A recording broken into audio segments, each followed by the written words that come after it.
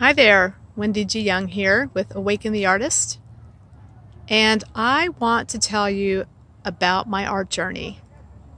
When I was very young, probably about 6, I wanted to dance. I had tap shoes and ballet shoes in the closet.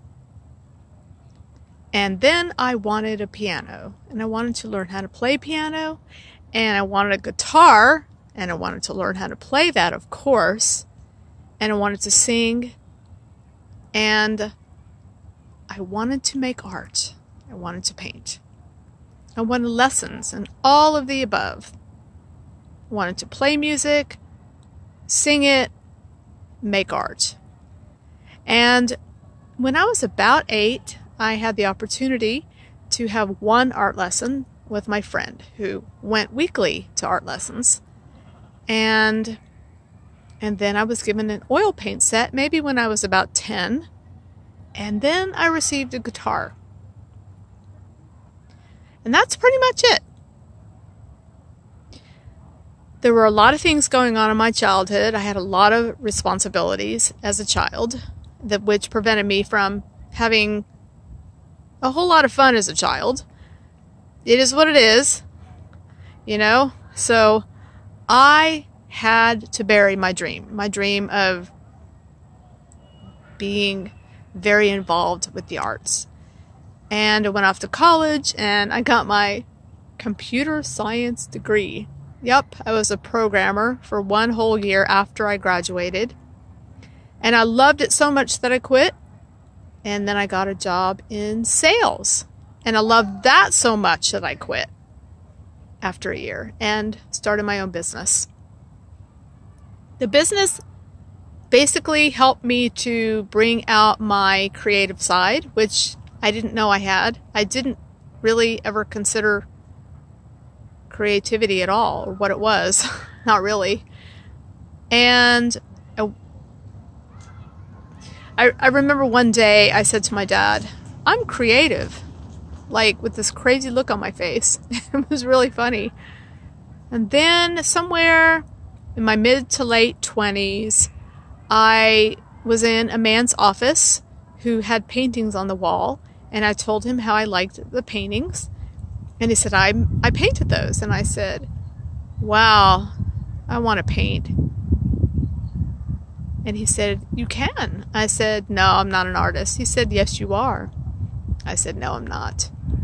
So then, a couple of years later, I went into some very, very deep inner work because I had remembered some trauma from my childhood. And at least a year or 2 after I had begun that work, I signed up for a series of classes. I don't know, maybe it was 6 or 8 classes. And so we did oil paints, and we used oil paints and watercolor and acrylic, and it was a lot of fun. I really enjoyed myself.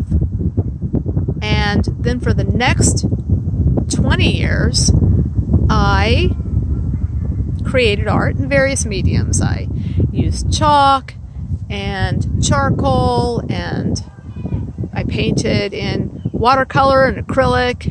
I don't think I used oil again. I did other little artsy things, and I drew a lot in pencil and marker. But I never called myself an artist. I just did not recognize myself as an artist. I just saw that I made art when I felt inclined to, when I felt inspired. Even one day I had a very mystical experience with my I love you image, which I will share that story one day too. Even with that mystical story, I still did not get that I was an artist. I still did not call myself an artist. I didn't own it. And then, well, I was well into my second business, my ergonomic business. I had started that in 1991, and started a website, I created my own catalogs. That was very creative. And then I sold the business in 2008, and it was like, oh, now what am I going to do? So I went on a little journey. I had created different meditations and created some techniques, and so I was thinking, okay, this must be it. So I started out with that. I made a DVD. You know, I created art for that I had help with a graphic artist. But then I got to the point where I was really burned out, and I still was confused. I was not still, but became confused. And so I just kept on going deeper and deeper into myself, if that makes any sense, looking for some sort of purpose, some sort of reason, deeper reason that I was here. Maybe there was something else. And so it was in 2010, I let go of something sort of valuable, because I couldn't get it back anyway. So I thought, okay, I'm just going to let it go. But with that, I was going to let go of a lot of the hurts that were associated with that item. And then it took me probably a good year and a half to process a lot of emotions related to somebody in my life. I didn't realize who had been very aggressive to me over the years. I knew she had been aggressive, but I didn't realize how it affected me. Being a very sensitive empath, you know, maybe it affects empaths more. I mean, that's what some of us think. Anyway, so it took me a while to work through that. A lot of pain that I had to feel and let go of. And then I started to write, and it was a very specific set of writing exercises that I did, and all of a sudden I felt this empowerment that I had never felt. Then I was guided to create art in a very specific way, and then additional empowerment. And I just kept on building and building and building on that. And then I let go of cable. I didn't watch TV anymore. No more of those movies, those chick flicks, and no more mainstream news. This was probably around August or so of 2011, and I kind of sat with all that for a month, with everything. All the work I had done on myself, with the writing and the art, all those months, and the fact that I didn't have TV to watch. And about a month into it, one day, I just sat there and I got it. I got it. And I just said to myself, okay, I'm an artist. I get it. I have been going back and forth with this. Am I an artist? No, I'm just an inspired artist. I only create art when I feel inspired to. But I didn't fully own it. But that day I did. And I was so excited. I called my graphic artist and I told her. And she's like, yeah, Wendy, I knew. She knew from the very first day, years before, when I sent her some art so she could make a postcard for me as a business card. And so she told me to draw a sunflower as my logo. So I did that. And but this was after I had sat down to draw a whole series of, you hear that in the background? Somebody's playing. I drew an entire series of flowers and mandalas, a big thick folder of it, and I lost it. I completely lost it. And I lost it inside too, because like that was me. That was my work. That was so personal, so private. And I lost it. I looked everywhere and it just broke my heart, which is really good because it helped me to release all the grief and the sadness that I had stored in my body since I was a child, when I did not get to create art, which I did not know was there. So that's the thing, you know, we go through life and we might remember things, but we don't know we have so much grief and sadness stored in ourselves until something happens that allows us to release it. So, did that, cried for 2 weeks, and then, yeah, I created the sunflower for my logo. Then I created a whole new series of drawings, and that became my first coloring book. A few months later, I looked back on the previous several months, and I saw that I had created processes for other people that I could teach.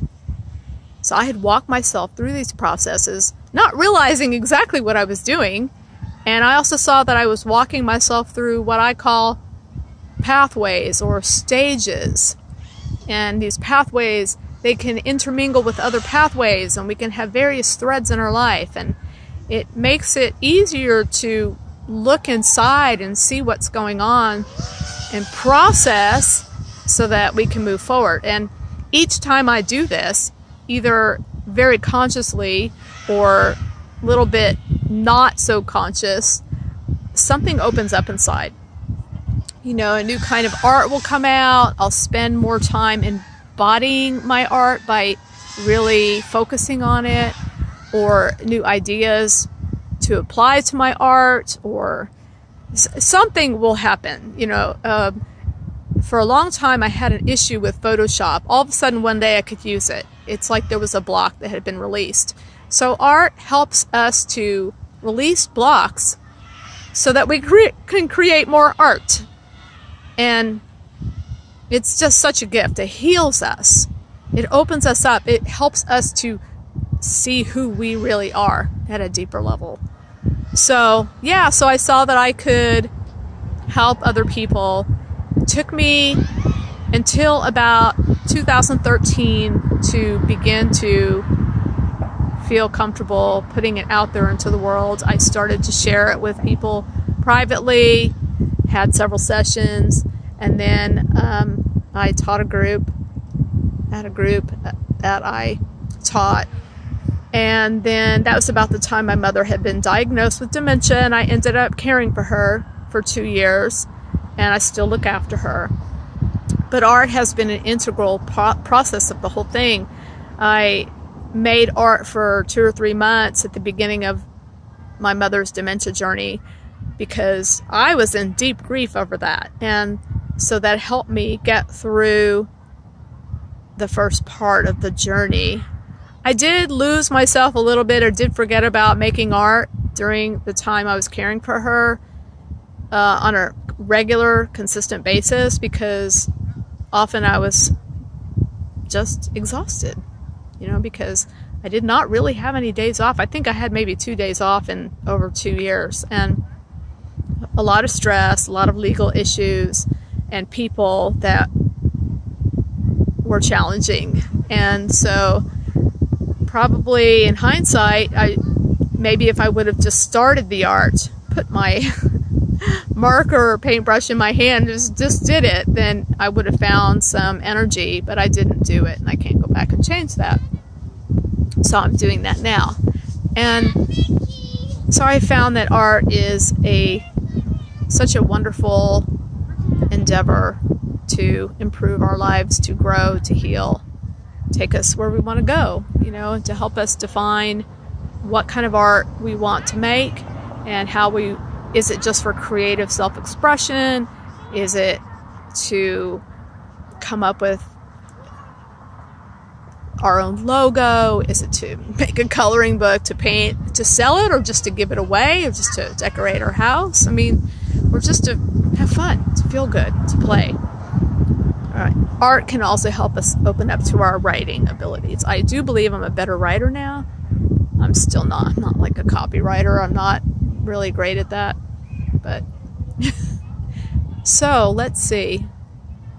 That's where I'm at right now. And so I help people to release their blocks. Various methods that I use. But I guarantee you will have insights about yourself. It's really awesome to be able to look back and see where the blocks occurred and help to be a part of the process of detangling them or untangling them, and call yourself artist, divine creator being, whatever you want to call yourself. We are artists, all of us. Everything is art. Nature is art. The trees are art. The grass, the cars we drive, the houses we live in, the clothes that we wear, the tools that we use. Everything begins with art. Art is important, especially in this little bit chaotic world that we live in right now. We need art. So, if you want to make art and can't seem to get started, maybe you have all the tools, you have the studio, you have the paints and the brushes and the paper and the pads, you have the easel, but you're not getting started, give me a call, wendygyoung.com, and send me a note through the website, and I will be more than happy to have a conversation with you and see if we are good hey, see if we can start out on the right foot together. Yeah, so be well, and I look forward to hearing from you soon. Thanks, bye.